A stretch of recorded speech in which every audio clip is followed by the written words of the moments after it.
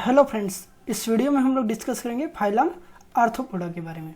इसके पहले वाले वीडियो में हमने डिस्कस कर लिया कि एंटोमोलॉजी होता क्या है और इस एंटोमोलॉजी के डिफरेंट ब्रांचेस क्या है, साथ ही साथ इंसेक्ट के ओरिजिन और उसके डेवलपमेंट के बारे में हम लोगों ने स्टडी कर लिया है। तो यहाँ पर हम लोग डिस्कस करेंगे फाइलम आर्थ्रोपोडा। क्यों फाइलम आर्थ्रोपोडा के बारे में?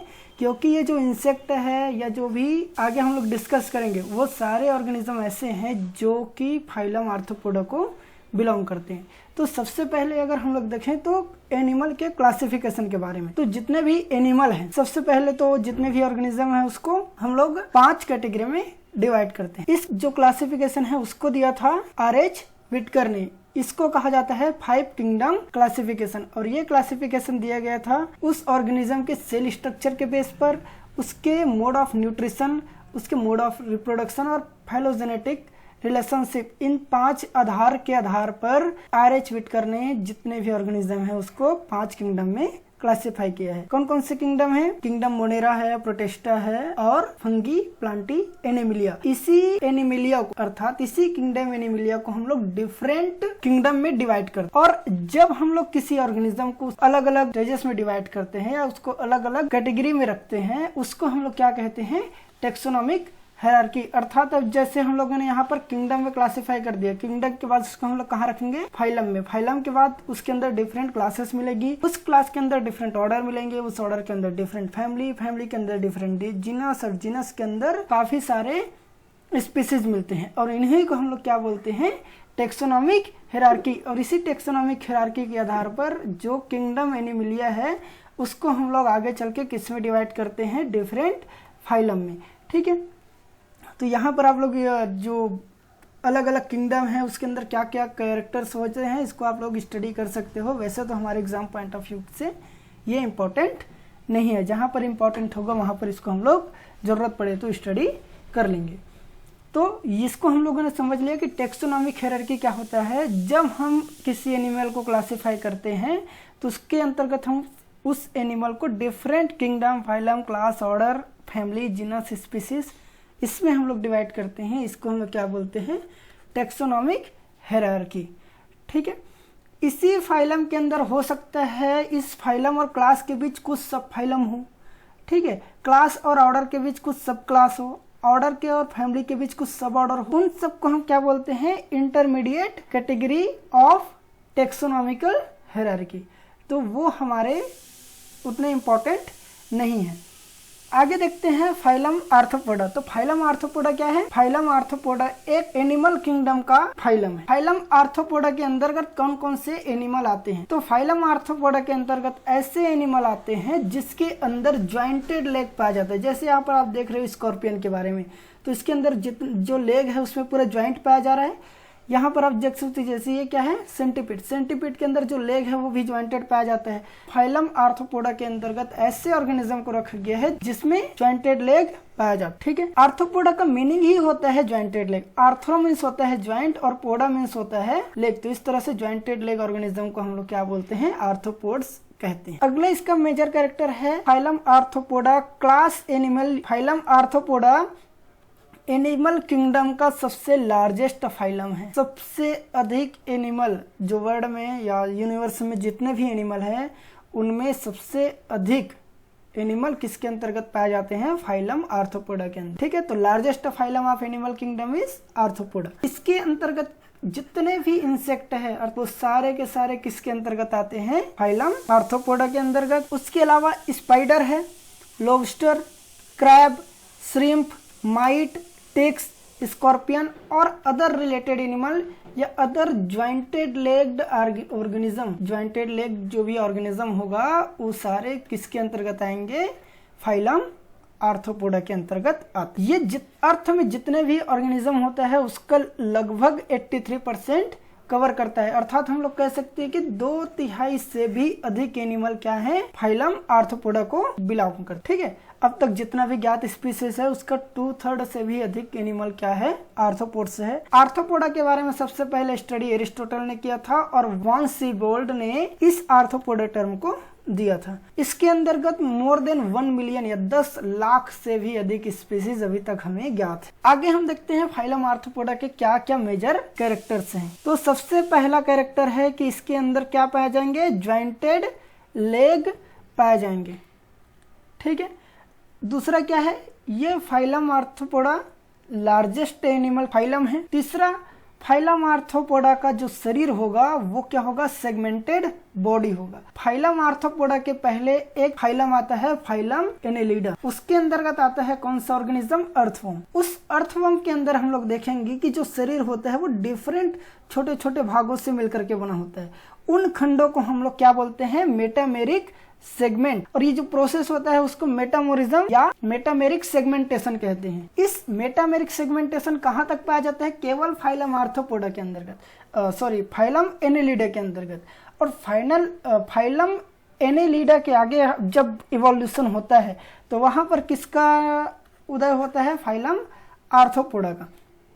और इस फाइलम आर्थ्रोपोडा का कैरेक्टर क्या है, ये जो मेटामेरिक सेगमेंट होते हैं वो एक साथ फिर से जुड़ जाते हैं और उस जुड़े हुए सेगमेंट्स को हम लोग क्या बोलते हैं, टेग्मा। और उस प्रोसेस को क्या बोलते हैं, टेग्मोसिस।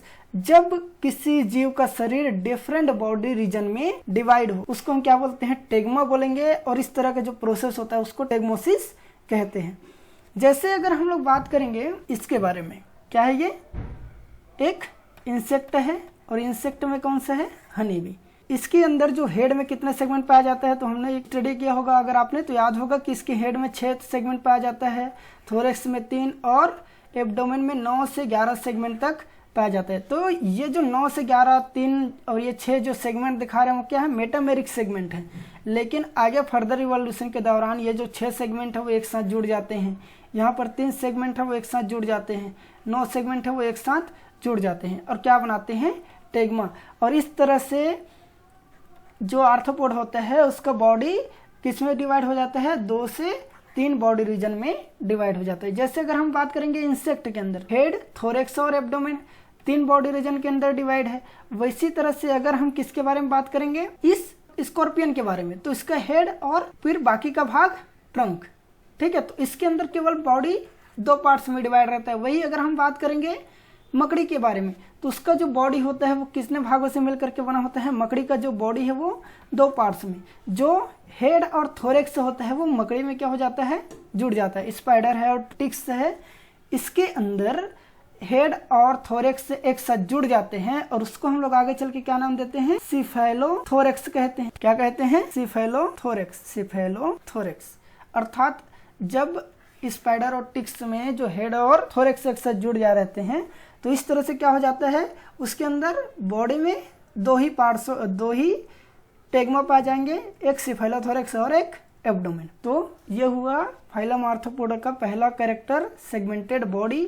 Second, organ system of body organisation, ठीक है। ऑर्गन सिस्टम क्या होता है, जब डिफरेंट टिश्यूज एक साथ एक निश्चित कार्य को करने के लिए जुड़ जाते हैं तो उसको हम क्या बोलते हैं, ऑर्गन। जब डिफरेंट टिश्यूज एक साथ किसी निश्चित कार्य को करने के लिए जुड़ जाते हैं तब हम उसको क्या बोलेंगे, ऑर्गन कहते हैं। और जिस भी ऑर्गेनिज्म इस तरह से ऑर्गन डेवलप होता है उसको हम क्या बोलते हैं, ऑर्गन सिस्टम डेवलप्ड ऑर्गेनिज्म, ठीक है। जैसे ये है, इसके अंदर थोरेक्स से एक निश्चित कार्य करने के लिए डिवाइड है, एब्डोमेन एक अलग कार्य करने के लिए डिवाइड है, हेड का एक अलग ही कार्य है। तो इस तरह से क्या है, डिफरेंट ऑर्गन पाए जाते हैं। इसके बॉडी में क्या होते हैं, स्ट्रिएटेड मसल। स्ट्रिएटेड मसल मतलब धारीदार मसल्स होते हैं जिसके अंदर डार्क और लाइट बैंड पाया जाता है। इसको आप याद रखना कि धारीदार मसल्स या स्ट्रिएटेड मसल्स किसके अंदर पाए जाते हैं, आर्थ्रोपोड के अंदर पाए जाते हैं। तीसरा, इसका जो बाह्य कवच होता है, एक्सोस्केलेटन मतलब होता है बाह्य कंकाल। जितने भी आर्थ्रोपोड होते हैं उसके अंदर क्या पाया जाता है, बाह्य कंकाल पाया जाता है। और ये बाह्य कंकाल किससे बना होता है, काइटिन का बना होता है, ठीक है। तो जब ये काइटिन क्या होता है, काफी हार्ड हो, तो जब एक इस ऑर्गेनिज्म को ग्रो करना होता है, जितने भी आर्थ्रोपोड है उसको ग्रो करना रहता है, या जैसे जो इंसेक्ट है उसको ग्रो करना रहता है, तो वो एक प्रोसेस से गुजरता है जिसको हम क्या बोलते हैं, इक्डाइसिस या मोल्टिंग। इक्डाइसिस या मोल्टिंग क्या होता है, जब ऑर्गेनिज्म को ग्रो करना होता है या फर्दर डेवलप करना होता है तो वो क्या करते हैं, अपने पुराने क्यूटिकल को वो छोड़ देता है और आगे नया क्यूटिकल वो धारण करता है ताकि वो डेवलप या ग्रो कर सके। तो इस तरह से पुराने क्यूटिकल को त्याग करके नए क्यूटिकल को, पुराने क्यूटिकल को छोड़ना क्या कहलाता है? मोल्टिंग या इक्डाइसिस, या इसी को हम लोग हिंदी में क्या कहते हैं? त्वचा निर्मोचन कहते हैं। और इस त्वचा निर्मोचन के बाद जो पदार्थ बाहर में छोड़ा जाता है उसको हम क्या बोलते हैं? एक्सुवी कहते हैं। आगे क्या है? Bilateral symmetry. बायलेटरल सिमेट्री, तो बायलेटरल सिमेट्री जैसे आप यहाँ पर देख रहे हो, ये क्या है हमारे पास? एक क्रैब, स्कॉर्पियन हो, जितने भी इंसेक्ट हो, उसको जैसे ही हम शरीर के बीचों बीच डिवाइड करेंगे तो ये दो समान भागों में डिवाइड हो जाते हैं, अर्थात लेफ्ट और राइट पोर्शन एक दूसरे के मिरर इमेज होते हैं। तो ऐसे ऑर्गेनिज्म को हम क्या बोलते हैं? Bilateral symmetry. तो जब ऑर्गेनिज्म को जितने भी आर्थ्रोपोड है उसको हम लोग, उसमें क्या पाया जाता है? Bilateral symmetry. साथ ही साथ जितने भी एनेलिड्स है, अर्थात जो हम लोग क्या देखे अभी? अर्थवर्म, उसके अंदर भी ये बायलेटरल सिमेट्री पाया जाता है। अगला क्या है?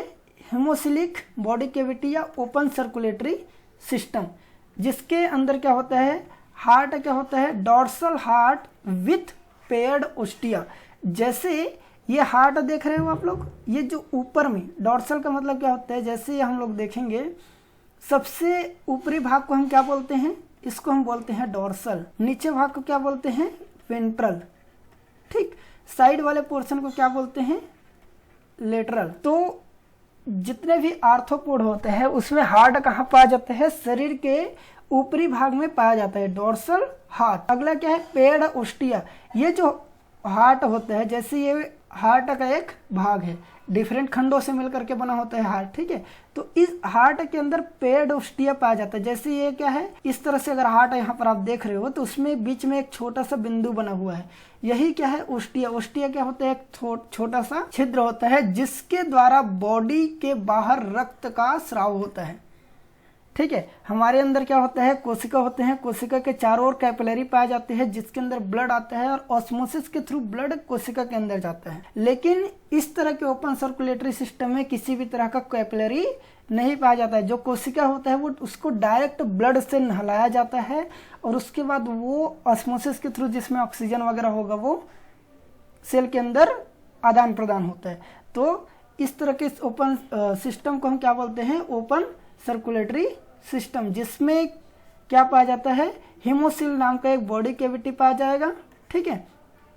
और उस हीमोसिल के अंदर ब्लड को फ्लो किया जाएगा जिसके द्वारा जो कोशिका होता है उसको नहलाया जाता है, जिससे क्या होगा? फिर आगे चल के ब्लड में जो ऑक्सीजन है वो ऑस्मोसिस के थ्रू सेल के अंदर प्रवेश करता है, ठीक है। अगला क्या है? एलिमेंट्री कैनाल, ठीक है। जैसे हमारे अंदर भी एलिमेंट्री कैनाल किस तरह का होता है? ट्यूबुलर या ट्यूब या पाइप के जैसा, उसी तरह का एलिमेंट्री कैनाल किसके अंदर भी पाया जाता है? आर्थ्रोपोड के अंदर पाया जाता है। ओपन कहाँ पर होगा? माउथ में, और निकलता कहाँ पर है? एनस। तो ये एक तरह का सीधा सीधा एक ट्यूब की भांति संरचना बनाता है, ठीक है। और इसके एलिमेंट्री कैनाल 2 या 3 भागों में बटा होता है, वो आगे हम लोग स्टडी करेंगे। फिर आगे क्या लिखा है? वेंट्रल नर्वस सिस्टम, ठीक है। तो एक चीज याद रखना, जैसे हम लोग पहले अभी देखे कि हार्ट कहाँ पर होता है, ये देखो हार्ट कहाँ पर है? डॉर्सल भाग में, ठीक है। नीचे वाले भाग को क्या बोलते हैं? वेंट्रल। तो वेंट्रल नर्वस सिस्टम क्या होता है? डॉर्सल भाग में यहाँ पर ब्रेन पाया जाएगा, ठीक है, अर्थात ऊपरी भाग में। और वेंट्रल नर्व कार्ड, मतलब जो नर्व कार्ड होता है वो नीचे यहाँ पर आप देख रहे हो, ये क्या है? Nerve card. तो नर्व कार्ड क्या होता है? जो निचले भाग में पाया जाता है, शरीर के निचले भाग में नर्व कार्ड पाया जाता है। इसके अलावा सेंसरी ऑर्गन जैसे एंटीना है, आँख है, ठीक। आँख में कौन सा? कंपाउंड आई और सिंपल आई दोनों पाया जाता है, ठीक है। साथ ही साथ स्टेटोसिस्ट एक ऑर्गन होता है जो बॉडी में बैलेंस बनाने का काम करता है, वो पाया जाता है किसमें? आर्थ्रोपोड, ठीक है। अगला हम बात करें उत्सर्जन या एक्सक्रीशन, ठीक है।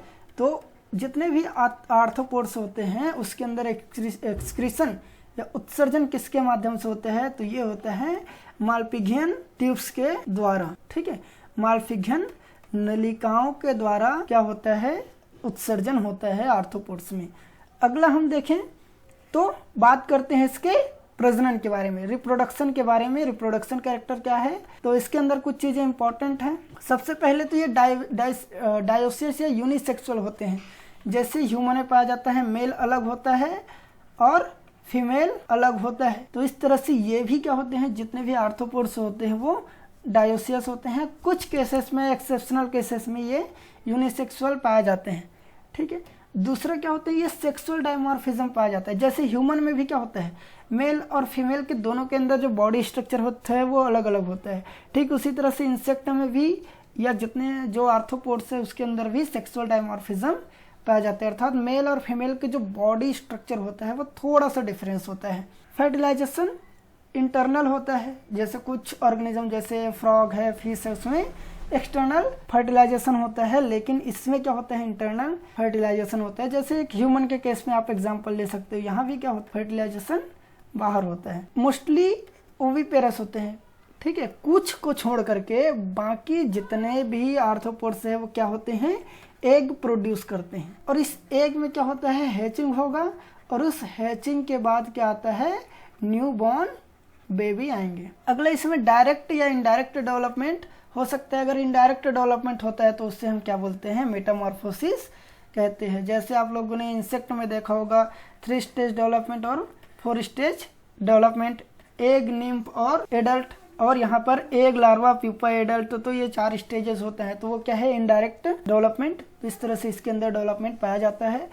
रेस्पिरेटरी ऑर्गन के बारे में बात करें, अर्थात श्वसन अंग, तो इसका मुख्य श्वसन अंग होता है। जैसे इंसेक्ट के बारे में बात करेंगे तो ट्रेकिया सिस्टम होता है, इसके अलावा गिल्स है, बुक लंग्स है, ये भी पाया जाता है। जो एक्वेटिक आर्थ्रोपोड्स होंगे इसके अंदर क्या पाए जाएंगे, गिल्स पाया जाता है। उसके बाद अगर हम लोग देखेंगे तो वैसे तो फाइलम आर्थ्रोपोडा को कई कैटेगरी में डिवाइड किया गया है। कई कैटेगरी मतलब कई क्लासेस में डिवाइड किए गए। जैसे हम लोग टेक्सोनॉमिकल हायरार्की में देखा कि एक किंगडम को डिफरेंट फाइलम में, फाइलम को ही आगे चल के हम लोग डिफरेंट क्लासेस में डिवाइड करते हैं।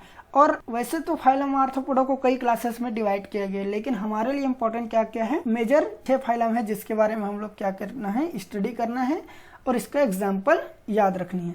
तो फाइलम अरकनीडा में कौन कौन सा आता है, स्कॉर्पियन बिच्छू, ये क्या है, स्पाइडर मतलब मकड़ी, टिक्स है, माइट है, क्लास क्रस्टेशिया, क्रस्टेशिया के अंदर आता है प्रॉन मतलब झींगा मछली, कैब केकड़ा है, वुडलाउस, चिलोपोडा, चिलोपोडा के अंतर्गत आता है सेंटीपीड, सिम्फाइला के अंतर्गत सेंटीपीड जैसे ही कुछ ऑर्गेनिज्म होते हैं वो पाया जाता है।